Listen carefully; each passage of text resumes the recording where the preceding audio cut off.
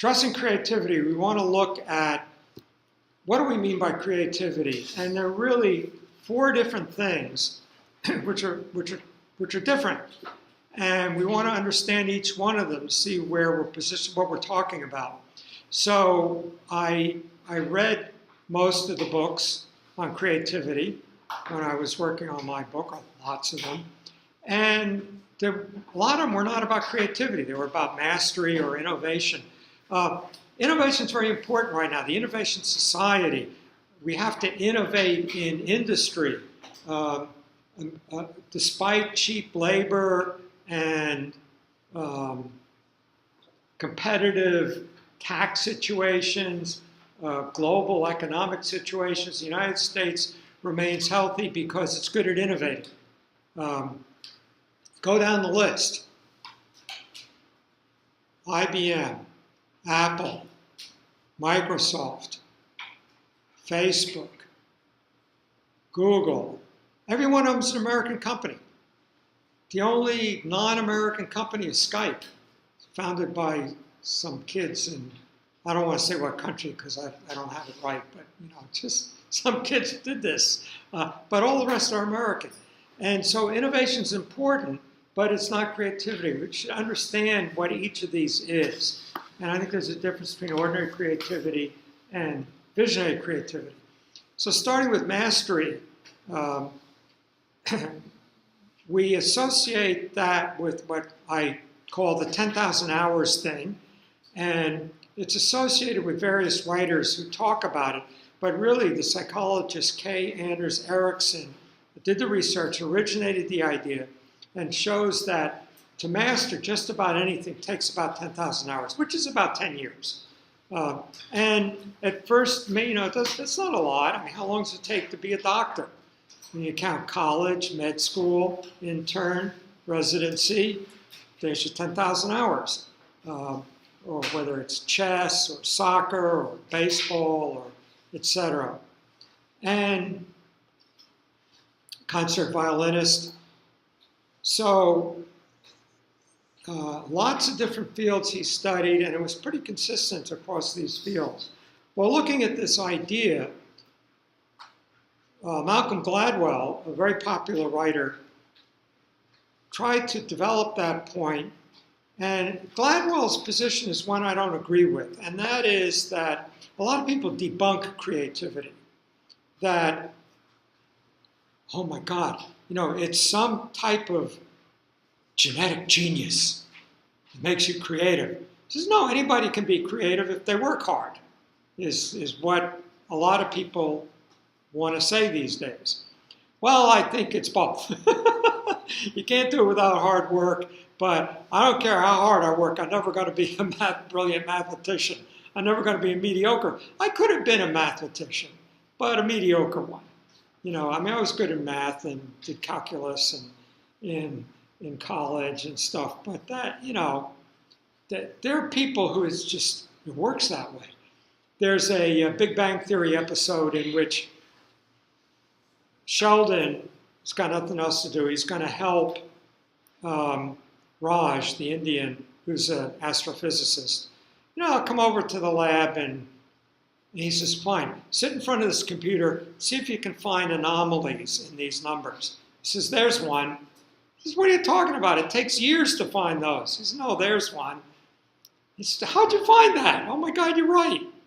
He says, well, don't all the prime numbers jump out as red for you? What do we call that? Synesthesia. Synesthesia, right.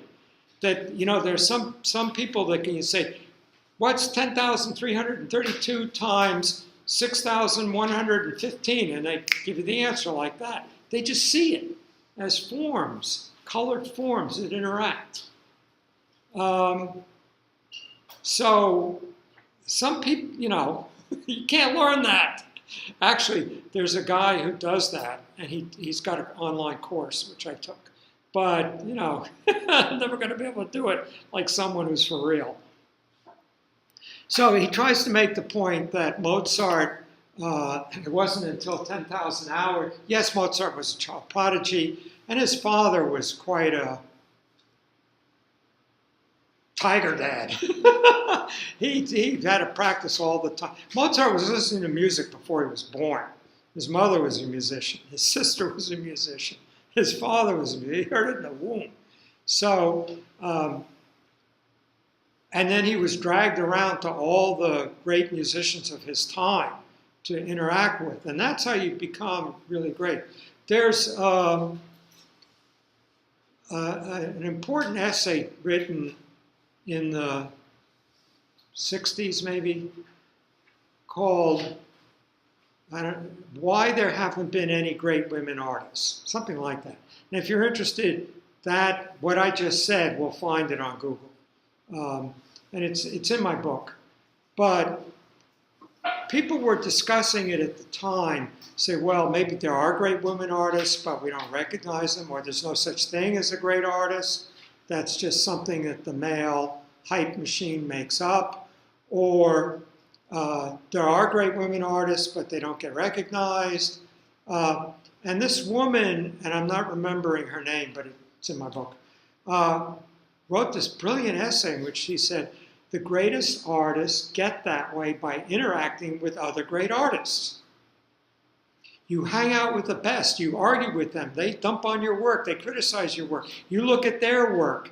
You're up all night drinking with them, looking at each other's work, arguing, advancing the discipline. And then they mentor you, and then you mentor. Just your act of mentoring other younger people is a continuing your education.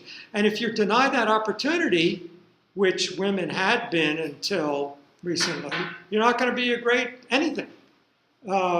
Because that's how you become a great whatever. Now, some people just, Ramanujan, Indian. So he found an old, he's a clerk in India. He finds this old textbook. And so he works his way through all mathematics. And he sends a letter to Harding, the great English mathematician today, who throws it away. And in the third letter, he's looking in a wastepaper place. He says, wait a minute. How many people saw the movie, Matt Damon's first big movie? Good Will Hunting? Good Will Hunting? Good Will Hunting, thank you. Anybody see that movie? Oh, terrific movie. Gotta see that movie. So, like Good Will Hunting, only on steroids and for real. So Harding brings this guy to England, and together they work their way through, they do the next 100 years worth of mathematics. And then he drops dead from English food and the English climate. So, there are geniuses like that, and the hours aren't going to do it. Anyway, he tries to argue that that's true of the Beatles, but I don't think Elvis put in 10,000 hours. It just started. And his best work were the Sun recordings. That's, his first work at Sun Records with Sam Phillips. So that's mastery. And then there's innovation. So one can master one's discipline and perform well without ever creating anything new. Creating something new, I shouldn't have used creating. But anyway, making something new is innovation. So, anybody here industrial design? No? Who's the greatest industrial designer of the moment? Maybe it's Dyson. So he made that stupid vacuum cleaner with the ball. And he's got that super expensive fan. Now he's got a hairdryer. Well, he's making an electric car, totally in secret. So we're going to see big things in cars. Tesla's just the beginning. So Dyson's a great innovator. And then we like to say everybody's creative. Well, let's say, yeah, a lot of people are creative. I don't think everybody, but yeah, we can be creative. That's not what my book's about. It's making a well-conceived meal is a creative act. Writing a well-conceived legal brief is a creative act. My father was a brilliant lawyer, and he went out of law and went into business for about 10 years. And then a major upheaval happened in his legal field, and they called him back. The top industrial people said, you got to come back and take over this whole strategy. So they bought out his business and set him up. And he said, you know, I haven't been doing anything in law for 10 years. 10 years ago, I could not have done what I'm doing now. These whole 10 years, it's been percolating, in my mind, and I'm now ready to attack this. So that's a kind of creativity. And, I'm a big Food Channel junkie. That's creativity. But I'm going to call that ordinary creativity. And one of the things I observe, it's interesting to see how approaches to creativity, or how, not how you do creative, but what we say about creative, reflect the social ethos of the time. If we go back 100 years, we wanted children, particularly boys, the girls were going to be homemakers, to be the next Thomas Edison, to do something innovative. And so we championed these people. And, we read little biographies, for sixth graders about the Wright brothers or Thomas Edison, and how the Wright brothers were in this garage. They were bicycle manufacturers. And they had this little bicycle shop. And in their shop, they invented aviation, where Edison in his laboratory, inventing the light bulb. And now we say, Edison didn't invent the light bulb. Lots of people invented the light bulb. He ripped it off from one of his engineers, and there are lots of other people working on the light bulb. And Edison wasn't so important.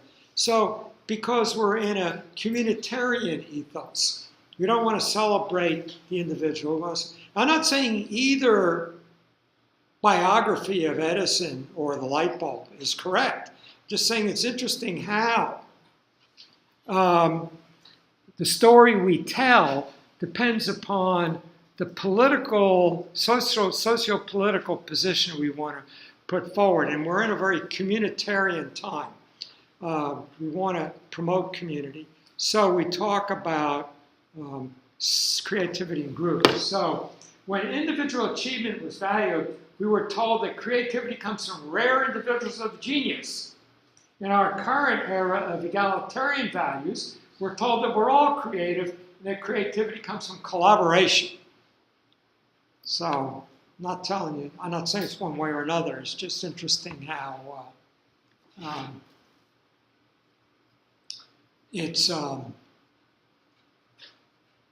how we describe it is very political. Our current understanding of creativity is the bringing into being of something new that was not previously obvious and that exhibits beauty or utility. So that's a kind of dictionary definition of creativity. What's wrong with that definition? Is Picasso creative? Did Picasso make any ugly paintings? Yeah, artists are creative, and art is not necessarily beautiful. Beauty and art are two different things. There's plenty of ugly art. There's plenty of beautiful things that are not art. Sometimes some art is beautiful. Usually after the fact. We look back on, people of not adventurous taste value Impressionist paintings. But in their day, they were considered ugly. The painters were lunatics. They painted outside with brooms. That's not art, we were told. Now they're beautiful. Now they get beautiful. I don't know. So lots of things can be creative. But what I'm concerned about in this course is visionary creativity. And I'm going to put this slide up again and again. and unpacking it is the whole course. Visionary creative swim in the culture of their day. So right away, what is culture of their day? Well, that's next week. It's going to take a while to unpack this. But, there's an ethos to our time. There's what we're into. And swim, well, that we know what that means. They're immersed in, engaged in, part of, into the culture of their day. And manifest in their work the spirit of their age. Well, that's the same thing as culture of their day. Culture of the day and spirit of the age are the same thing. What are we into today? What is, how many people watch the TV series Silicon Valley? Anybody? It's really good. I hadn't been watching it, and I spent, once a month I have a meeting in Denver. I'm on an airplane. And so, oh my God, I can watch all of last season Silicon Valley's on the airplane. But I think our time is one of very much interconnectedness. I actually say in my book what I think our time is, which is we are computational fractal networks. So we are computational, everything is computational. We're networked, everything is networked. And we're fractal in that we work at numerous scales. And I think the people that come up with the next Facebook or the next Google will be people who intuitively are living in a computationally fractal network world and bring that realization into manifestation in something. Like electric cars, okay, and then they're going to be self-driving. So does that mean my car's camera sees that the car in front of us is slowing down, right? It better, right? Well, that's pretty lame. Why isn't it tapped into the computer of the car in front of us and know what it's going to do before it does it? Now let's jump 6 more positions ahead. The computer in my car sees the calendar of everybody in the region and knows what they're all going to be doing for the next week and plans all of our routing accordingly. And there's a soccer game that's going to be getting out at 5 o'clock on Thursday, and the road's going to be jammed. We go around that way. So that's computationally networked. And that's me. My car's driving me around. So, and they're already trying to do that. Like these music services want to tell you what your friends are listening to, and Facebook's been trying to do that. So if more than X number or X percent of your friends are listening to the same thing, it creates a whole instant community of listening to that thing. And it's interesting, when I was, let's say, driving a car when I was in high school, there were 3 rock and roll stations. One of them was dominant. 60% of the people who had the radio on were listening to that station. So if a current top 40 was really top 10, probably, they just repeat the same stuff over and over. If the song comes on, I know that everybody else is listening to that song at that moment. Now, I could go home and put on the 45 RPM record of that song and listen to it. Totally different experience than hearing it on the radio, knowing everybody else is hearing it. Same thing with then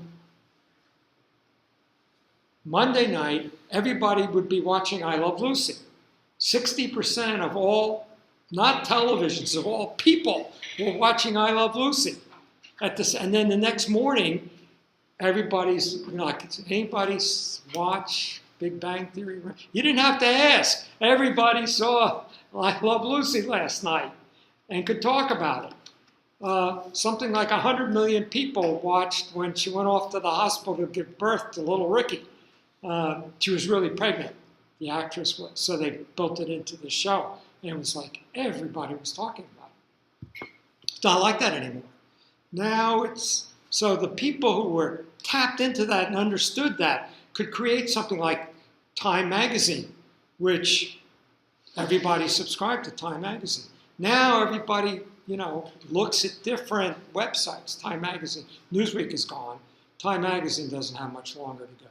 It's a totally different world. What is that world? The people, the visionary creators of the future, whether it's in art, business, technology, science, will be the people who are plugged into that emerging world. The things they create in art, design, science, technology, business, embody that spirit. And at the same time, now talk about the art. We'll talk about discontinuity. It's a defining feature of art. A little bit off center, somehow not what we anticipated. So you go to the galleries looking for Impressionism, and you get Cézanne. So, okay, I got it. You go looking for Cézanne, and you get Picasso's Cubism. Okay, I got it. You go looking for Cubism, and you get Mondrian's, abstraction. Is that art? Okay, I'm accepting it. Next thing you know, Jackson Pollock spilling paint on the floor. Okay, I'm okay with that. And you go in their soup cans.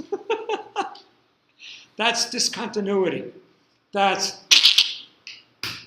pulling your head a little bit, You go in, when you anticipate something and you get something else, it's like, you probably had not this exact experience, one like it.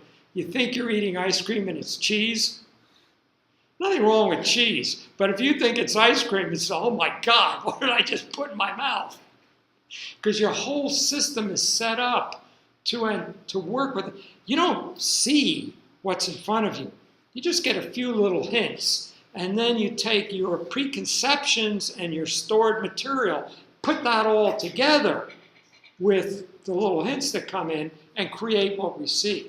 Well, if what's coming in is totally out of whack with the stuff you're going to put together with it, you get all short-circuited. That's what art does. Continually short circuits you. That's how it advances consciousness. Art doesn't give you new information. An essay can do that. It restructures your consciousness. And we'll talk about what structures of consciousness are. A little off-center, not what we anticipated, presenting discontinuities that stretch us, reform our neural paths, and pull us into the future. So that's visionary creativity. Different from ordinary creativity, different from innovation, different from mastery.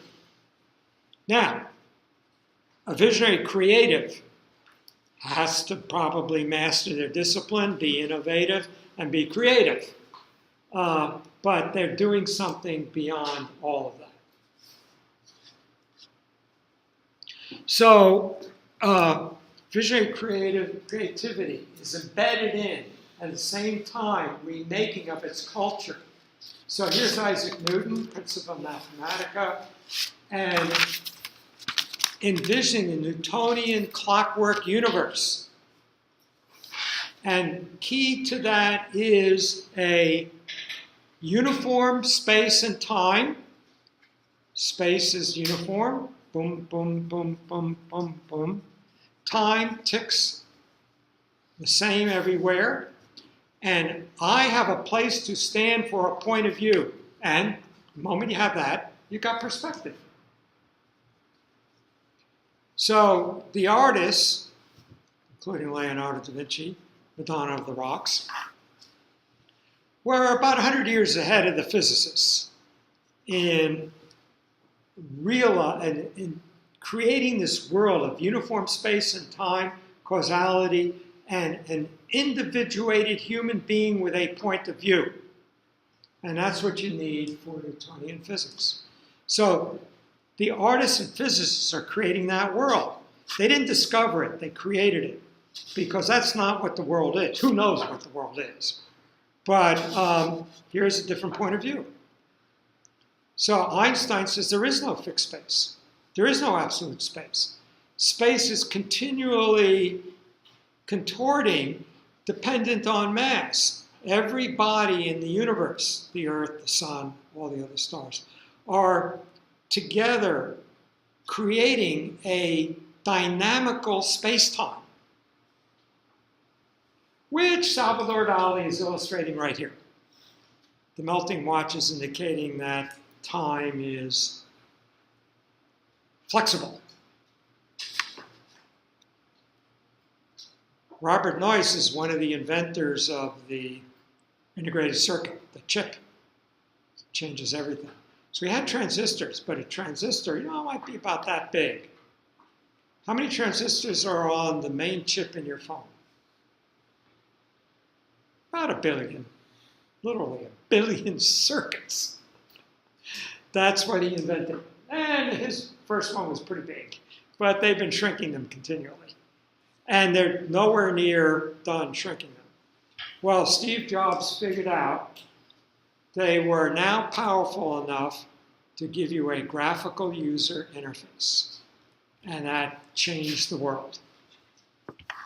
And if you have Windows, it's simply Microsoft's version of Apple's graphical user interface. So culture is a stage, sets up, and then we are all actors, living out our lives, able to move, do that which the stage permits. Here's a stage of uniform space and time of the perspective painters, Renaissance, and Newton. Here is the stage of Einstein, with time being flexible and space being distorted by matter. And here is loop quantum gravity, or string theory, which is the space-time we're in. So we can always say this is always the case. It's true now, but it's always true. Our world is no longer what we have thought it to be, and a new world is struggling to be born. Visionary creatives are driven to bring this new world to all of us. Visionary creatives says, why don't you get it? Can't you see it? Okay, I'm going to have to make a graphical user computer, or a cubist painting, or a Dickens novel, for you to see what I see. And that's what drives a visionary creative, to enable other people to experience the world they're already living in.